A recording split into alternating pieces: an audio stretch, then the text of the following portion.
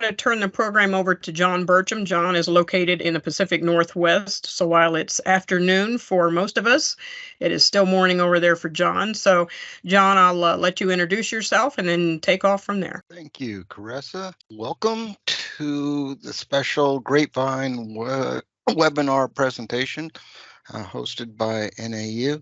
Thank you for the opportunity and appreciate you folks joining in. I will start the presentation and bring you up to speed on the new MPCI product made available for grapevines.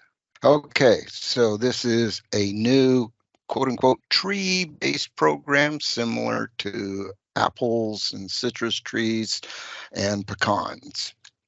It is now available nationwide across 9 states within the U.S., covering 91 counties. This graphic shows its dispersion from West Coast to East Coast and scattering down in Texas as well. Specifically, there's 4 counties in Michigan, 3 in Ohio, and then there's 14 counties in New York and 6 within Pennsylvania. Those are listed and provided for your convenience. Beginning with some important dates for this program, it's going to have a little different sales closing than our traditional perennial fruit crops. Sales closing is November 1st. And with a cancellation date of November 1st of the following year. Acreage report, again, a little different than the fruit programs. Acreage report is on the same date as the sales closing date, November 1st. Billing will occur the subsequent August 15th, and then contract change date is similar to the other perennial crops of August 31st preceding the crop year. Crop year is defined as the period beginning December 1st and extending through November 30th of the following year, and it's designated by the calendar year in which the period ends. In this case, it ends on November 30th of 2024, so that becomes the crop year. Insurance period. Coverage will begin 1 month later on December 1st, unless the AIP who has inspects it notes some or all of the vines are not insurable. Any vines set out after insurance attaches, there is a possibility for a revised acreage report submitted 72 hours after set out. The vines need to be inspected and accepted by the AIP, and then the AIP would approve any revised acreage report. Coverage ends on a unit or a portion of a unit, the earlier of the total destruction of the crop. Final adjustment of the loss, November 30th, abandonment of the crop, or unless specified otherwise in the crop provisions. At this point in time, there are no known exceptions. A bit of clarification on the insurance period. When you're going into the premium quoter, it's going to ask for the policy commencement month. This has been typical prompt for other programs where you don't have insurance attaching the day immediately after sales closing. Some time period of waiting for the inspections, example being nursery. So in this case, and since insurance does not officially attach until December 1st, then that becomes the policy commencement month when you're doing a premium quota. Causes of loss. Covered perils include freeze, hail, flood, fire, with the caveats of unless there's been adequate removal of weeds and undergrowth. There's a potential of insects, diseases, and other pathogens, if allowed on the special provisions, Currently, the special provisions provide no variation at this point in time. So those perils of insects and diseases are currently excluded. It would also encompass failure of the irrigation supply if that was caused by an unavoidable naturally occurring event. Causes not covered: any act directly caused by a person, whether it be chemical drift, intentional fire and terrorism, failure to follow good farming practices, failure of breakdown equipment, unless that was attributed to an insurable peril, and then lastly, failure to carry out a good irrigation practice. Any damage other than actual damage to the vine from an insurable peril is not covered. The insured crop. So this will encompass all grapevines in the county for which a premium rate is annotated within the actuarial documents. They have to be grown on the county listed in your application and which is available within the actuarial documents. I want to point out that there are types specified in special provisions that are adapted to the area. In addition, it's going to say the actuarial structure is limited to grafted vines. So that could encompass either vines that were pre-grafted in a nursery before they were set out, or after set out and they were subsequently field grafted. You also need to have a share in that acreage. The vines need to have the potential to produce a yield typical of a normal healthy vine. They need to be located in a vineyard containing a minimum number of vines per acre, which is specified in the special provisions. Currently, that threshold is a minimum of 600 vines per acre, and that's available throughout all counties currently being offered for 2024. Uninsurable crop would include anything that is unsound, diseased, or unhealthy. If they have been grafted within a 12-month period before insurance attaches. So if there's any field grafting, we're going to have to wait a year before insurance can attach. If there was any damage before the beginning of the insurance period, so if they had suffered damage from the previous year, then insurance would not attach until it's been evaluated and the vines are determined acceptable by the AIP. This first year, they need to be inspected by the AIP and considered, well, I'm sorry, that if they're inspected by us and considered unacceptable, then they would be an uninsurable vine or the acreage associated with them. Again, noting that this whole crop plan has been developed to recognize grafted vines, instances where the cane above ground portion of the vine and the rootstock are the same genetics, often noted as self or native rooted. They are by actuarial classification uninsurable because they don't satisfy the grafted definition. There's going to be 4 groups for actuarial classification designated by the alpha, A, B, C, or D. A and B displayed here, and group C on this slide, and then anything not on A, B, or C gets dumped into category D for all other varieties. Practices, as mentioned, the cropping practice is grafted. Depending on the area, we may recognize irrigated or non-irrigated, and there's further distinctions to recognize any of the organic conventional practice distinctions.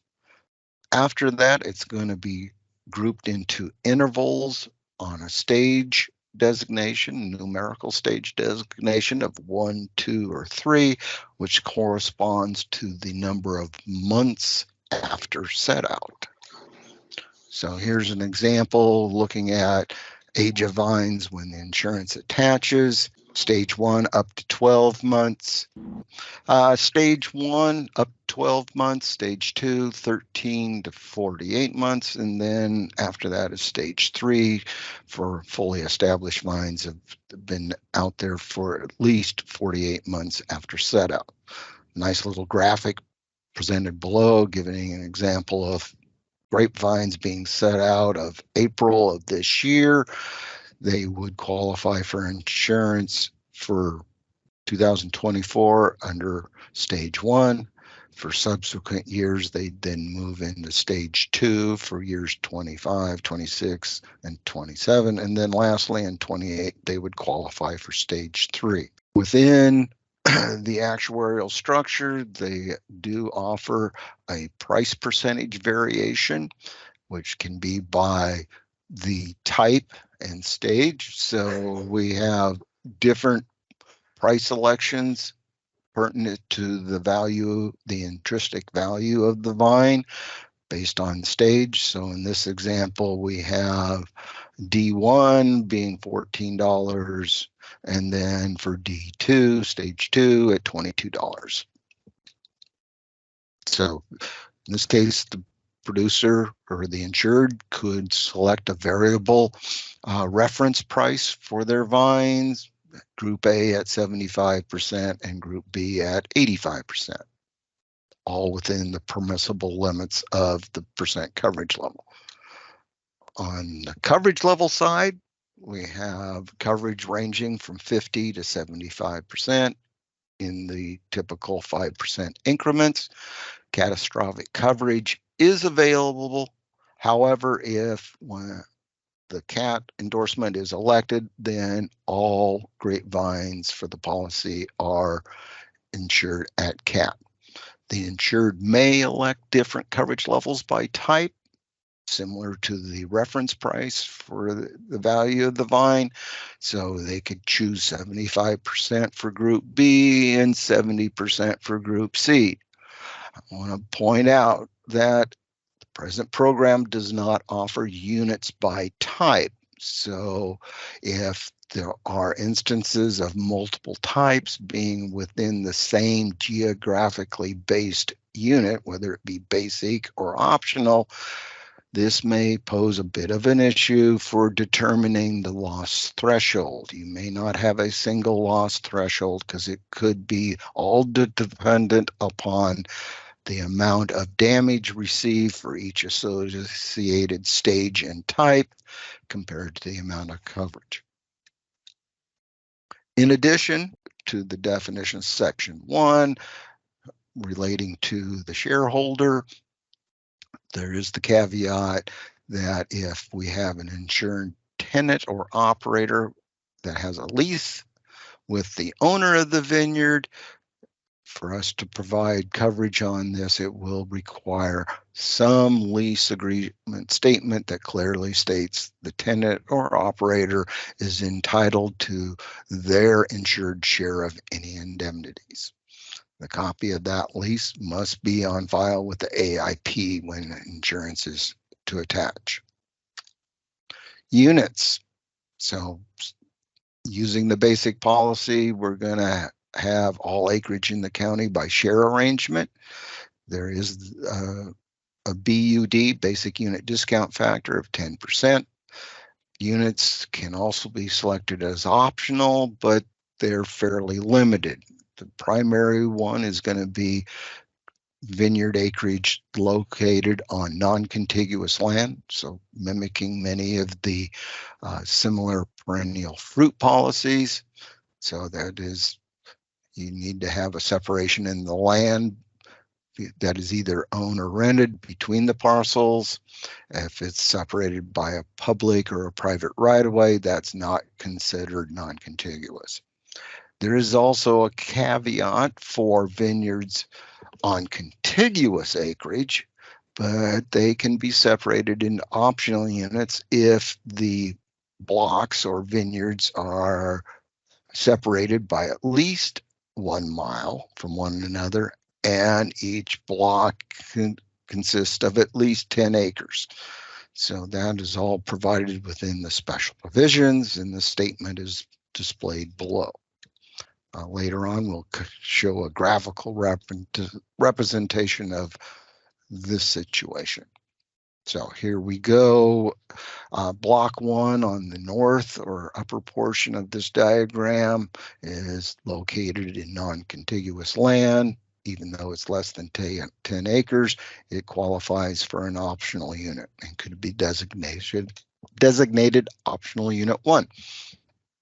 On the west or left-hand portion, we could have 2 blocks 2 and 3, consisting of 10 and 20 acres respectively. They're separated by at least a mile of separation, so they would satisfy the other caveat of it's within contiguous land, but they have the 10-acre minimum and separated by 1 mile. On the eastern or right-hand side is an example of blocks 4 and 5. Block 5 only constitutes 5 acres, less than the 10-acre minimum threshold. Even despite being separated by 1.5 miles, it would be combined as one optional unit, in this case, optional unit 4. There is the possibility of enterprise units as well. That includes all insurable acreage in the county. And to qualify, they must satisfy any of the following conditions. So it consists of 2 or more optional units. It could be land in 2 or more sections, sectional equivalents, or farm numbers when applicable. It could include optional units by section, or section equivalent that consist of 660 planted acres or more. That I think is more pertinent down in the Texas area. You must have at least the lesser of 20 acres or 20% of the insured's crop total planted acreage in at least either 2 optional units, 2 sections, section equivalents, or farm numbers. You can do some aggregation to satisfy the 20-20 rule. So here's an example of 100 acres, 2 of the blocks only consisting of 10 acres apiece in different sections. They could be combined to satisfy the 20-acre rule or the 20-20 rule, and then this producer would be eligible for enterprise units. Currently, this is an important point, there is no discount or subsidy factor above the basic unit level. So at the current time, there may be, and there's likely minimal, if any, premium benefit for exercising enterprise units. Looking at unit indemnity differences. So here's a case with multiple blocks, different shareholders and percent share, and looking at how an indemnity would be calculated. So this example presumes we got a damage value for each of the separate blocks. We subtract off the deductible noted in column 5 to get the difference, and then that damage value minus the deductible becomes the potential of the indemnity, which is further adjusted by share. So in this case, we got lines 2 and 4 didn't satisfy getting above the minimum for an indemnity by itself, but when aggregated, we do have a total amount of indemnity being less than the value. We got some extra noise where we got it. Okay.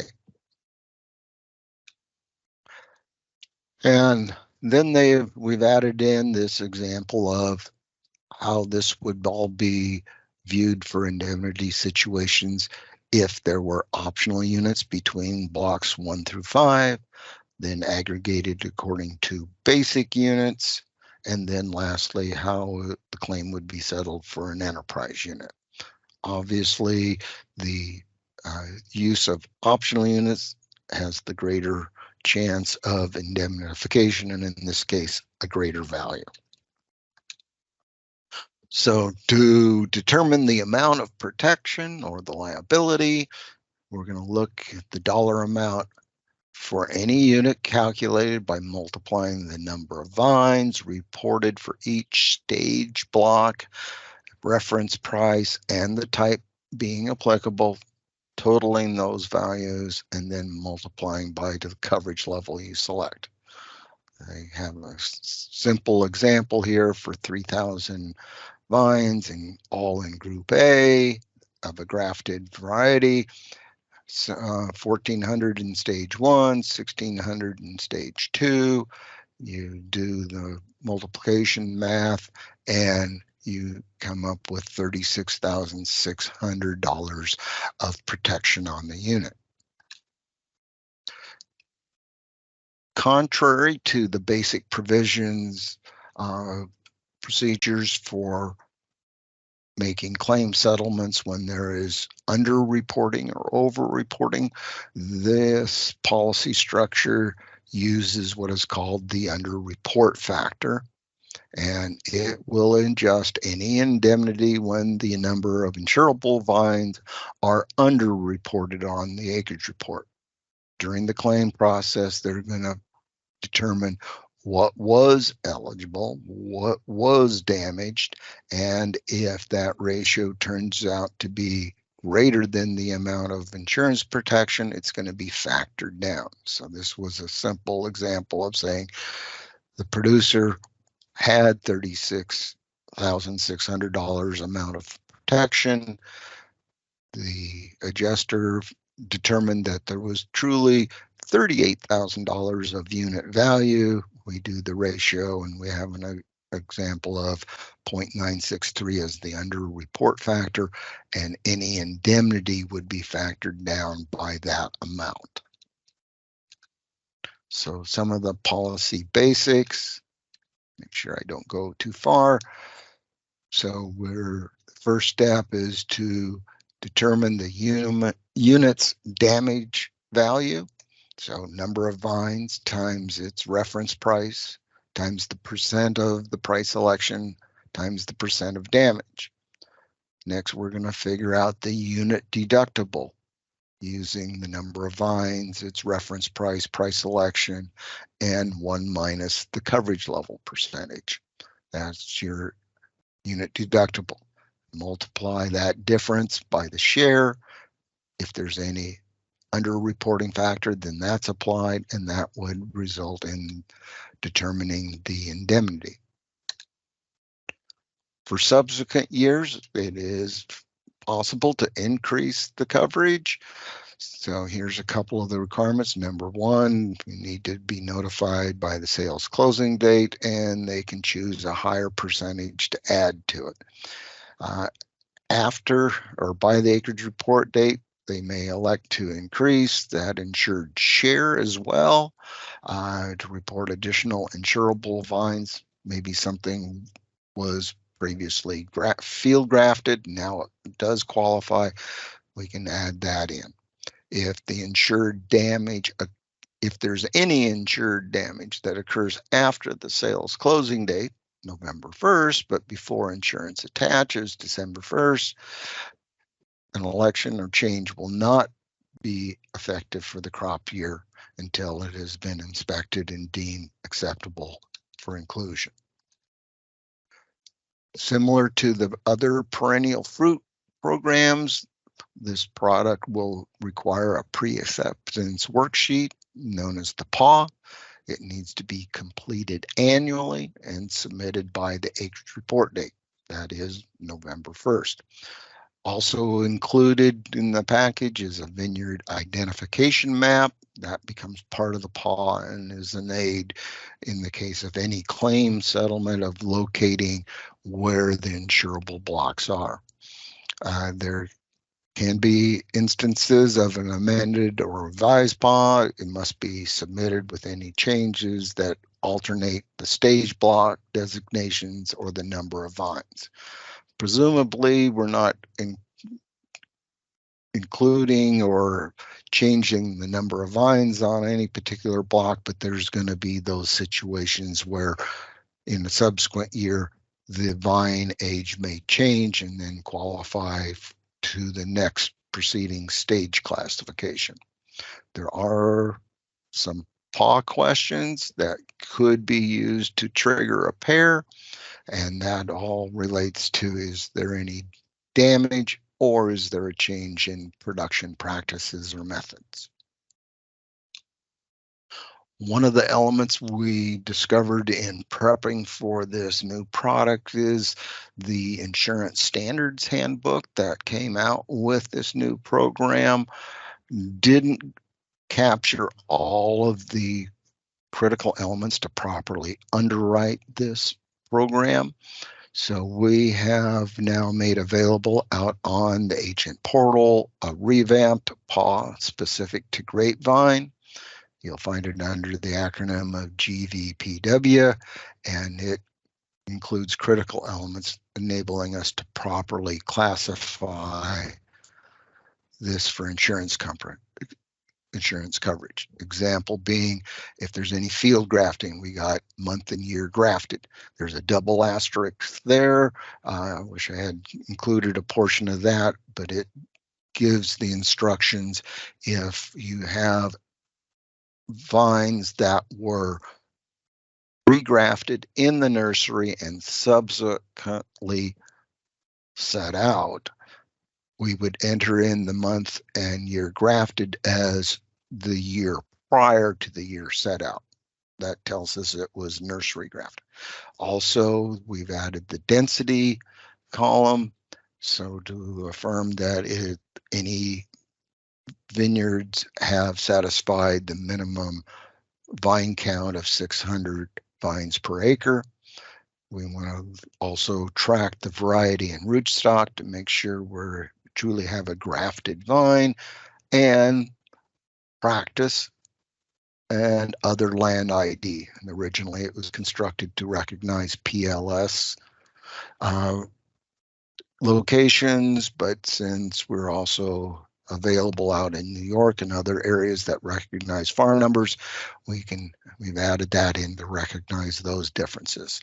And then lastly, there is also a freeze protection option where there's a premium rate adjustment, and we'll cover that in a little bit further, but in essence, the AIP needs to confirm that the practices employed by the insured are sufficient to provide protection of the cane from damage, from freeze damage. So the options available, number one, freeze protection, which I just spoke of. Here's the statement that will display on the special provisions, clarifying the timeliness will need to be determined by the AIP of, is it a proper practice to protect against freeze on the insured unit. There is also the occurrence loss option. This is very common in many of the other tree programs. It allows for modification of the indemnity calculation by subtracting the deductible applicable to the destroyed vine versus the entire unit deductible. It currently is set up assuming or using a 5% amount of damage or greater. If that occurs, then the OLL could provide more indemnification on partial damage that could be less than the unit's entire deductible. This option, neither of these options of freeze protection or the occurrence loss option are available on CAT endorsements. And it doesn't change the insurance, the amount of protection offered, it only changes the indemnity calculations. So, and then to recap the unit value, here's a short explanation. The amount determined by multiplying the number of insurable acres in each stage block in the unit by your reference price, totaling those values, and then multiplying by the coverage level. Here's a quick example for the occurrence loss option. So we're going to figure out the amount of insured damage. We're going to key off the amount of damage to validate that it's greater than 5%. And so we take the amount of number of vines, insured vines damaged, times its reference price, times the degree of damage, times the coverage level, times its share, and then if there's any under report factor, and that becomes an indemnity. Notice of loss and claim for indemnity. If the damage occurs in within 72 hours, we're expecting a notice of damage to be reported by the insured, but not less than 15 days after the end of the insurance period. No damaged vines can be removed until the AIP has inspected the unit and validated that we truly do have damaged vines. Inspections that occur within 10 days of the insured providing notice, that's our requirement to get out there promptly to validate this.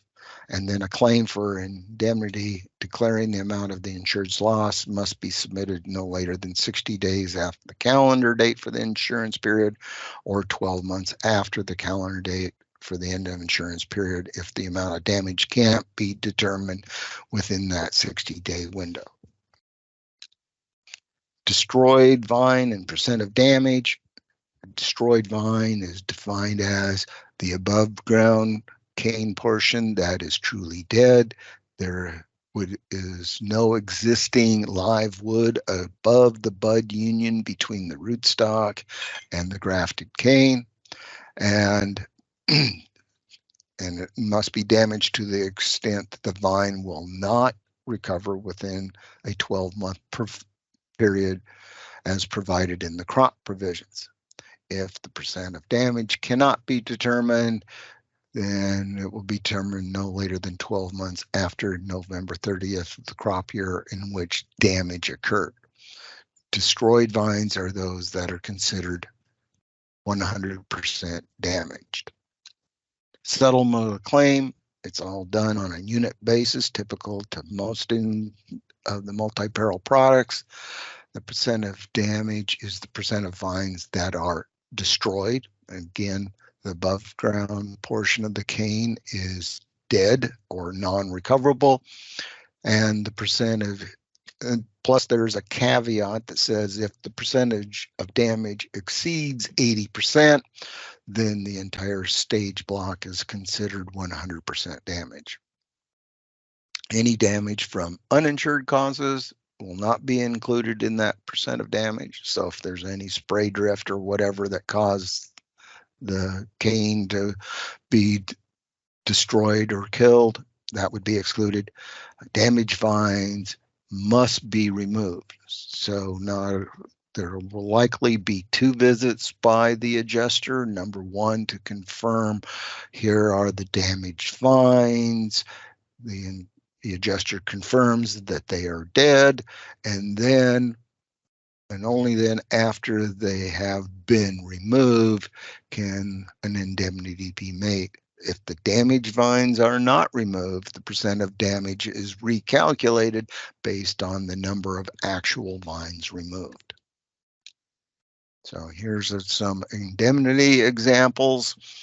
A simple one of 10,000 vines reported, 100% share, and it's with an insurable peril, 30% of the vines were damaged or destroyed. So we start off with $60,000 of damage value. The unit deductible was $50,000. We do a subtraction, and then so the difference is $10,000. If this is all at 100% share and no underreporting factor, or its factor is 1, that would be the indemnity. If we had the OLO, occurrence loss option, in effect, here's a redo of how that would work. So in this case, we have a qualifier of Did it exceed 5%? Yes, we got 30% damage. So the damage value is 60,000, similar to the previous slide, but the amount of insured damage is now deemed to be $45,000, and that is then used as the indemnity amount when the OLO is in effect. So here is just a recap of the previous couple of slides of how this would work with no occurrence loss option, 75% coverage level. It just walks through how many vines, group A, what the price used is, determining the unit deductible, and working through should there be damage on the amount of vines, in this case $30,000. This is just another way of portraying the previous slides in a different layout. And then same thing reiterated for the situation of the occurrence loss option being in effect. With the occurrence loss option continuing in effect, so here's some of the added elements of determining that percent of damage and what is used to determine the amount of indemnity.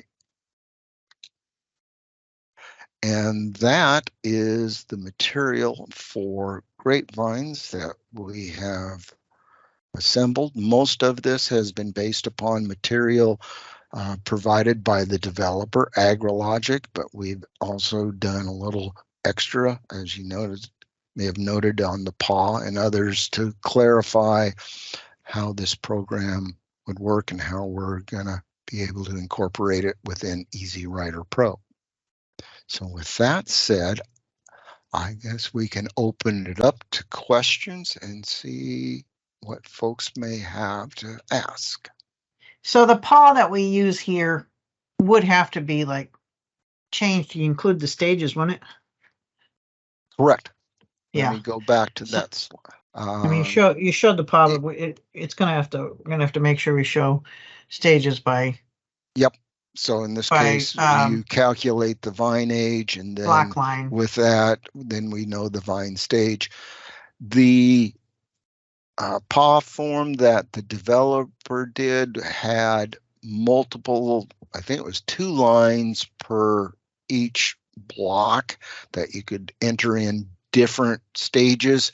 We tried to simplify this by having a separate set of lines for each different stage, and that makes it a little more easy to calculate. And then this has to be reported in on at the actual November 1st. It has to be sent in with the app, right? Correct. Yeah. You have the PAW, the acreage report, and the app. Yep, all on November 1st. Right. Yeah, I was just curious. You're up from the West Coast. Does the I think they do a different kind of reporting out there. So like say vineyards out there already report by leaf year stage on the blocks, don't they? Versus our area. Correct. So if that's not captured on any of your current insureds that are utilizing the MPCI grape policy, that'll be something to get additional information on. Correct. Right, and then you got to fairly much hand calculate the quota, I'd say, right? Because it's off a PAW. You can't quote unless you have all the stages and such like that. Correct. You will need to know the stages because that's going to determine the maximum reference price available. Yep. Okay.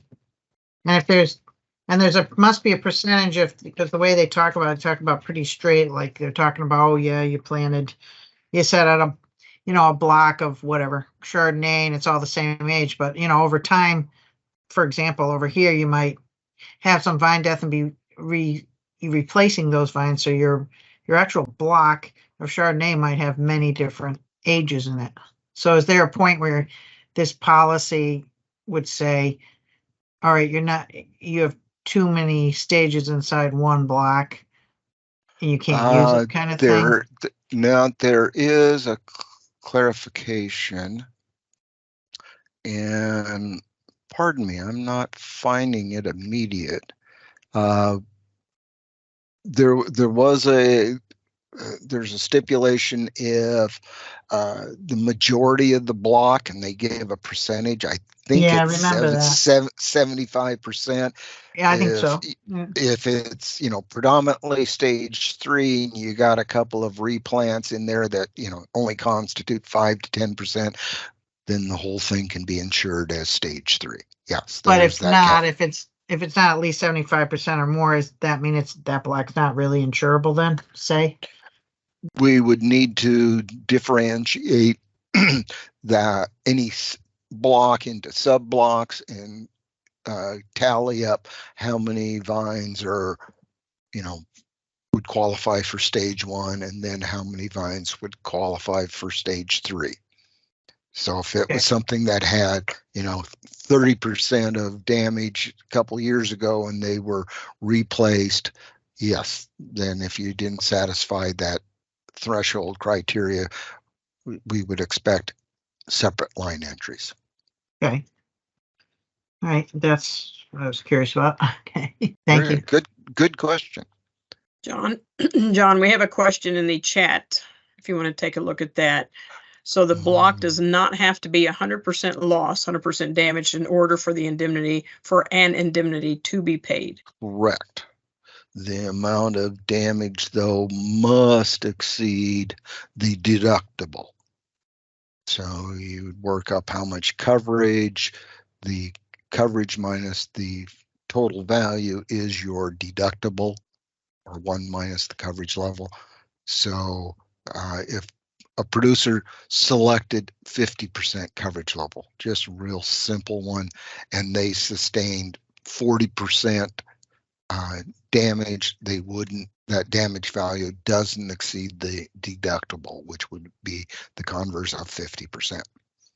So there could be situations where that would occur under the standard policy.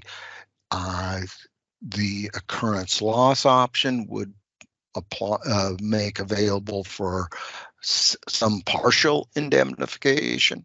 So you could have someone that is 50% coverage level, they choose OLO, and they receive 30% damage. Then that 30% is greater than the 5% minimum, and they would work out the ratio of what portion of the indemnity could be applied, even though they initially had selected a lesser base policy coverage level. That help? Okay, you're welcome. Are there any further questions out there? If not, feel free to reach out to John, myself, or your marketing rep with any questions that you have. The meeting materials are in PDF format and can be sent to you by your marketing rep. So just let them know if you want to have a copy of that. With that being said, if there's nothing else, we'll end this training. Caressa, was the crosswalk matrix provided with this invite? I don't know, but that's available. I sent that to my people in my region, but that's available also in addition to this PowerPoint. What I'm speaking of should now display on your screen. So I've gone through Michigan, Ohio, New York, and Pennsylvania. The right-hand side is all set up of looking at Group A with each. In this case, Group A has multiple varieties listed in Michigan. Some of those fall within Grapevine type D, others fall within A, some fall within B. So this kind of setup is going to be more of a challenge. We're going to need to look specifically at the PAW to make sure if someone is also purchasing the MPCI grape policy, they can use this to help walk them through the proper classification. On the left-hand side, it's all sorted by what is the grape. It's all sorted by the grapevine type, and then different groupings according to the alphabetical sort over on the other side. Getting into Ohio's a little, let's see. Michigan had Niagara set out separately, but in Ohio, Niagara is part of Group B. So there's a little bit of difference between those two states. And then on the second page is the entire crosswalk for New York and Pennsylvania, which has, what is it, 40 some varieties or something like that. And so hopefully this will help you folks in proper classification of this. It's also a nice underwriting tool. Great. Thank you, John, for putting that together. You betcha. Please reach out to Caressa or Alan, or if you do have my number, if they can't answer, then I'm no doubt they'll reach out to me or someone else. So again, thank you all for taking time out of your busy schedules and participating in this. I hope you found it enlightening and helpful. Best of luck.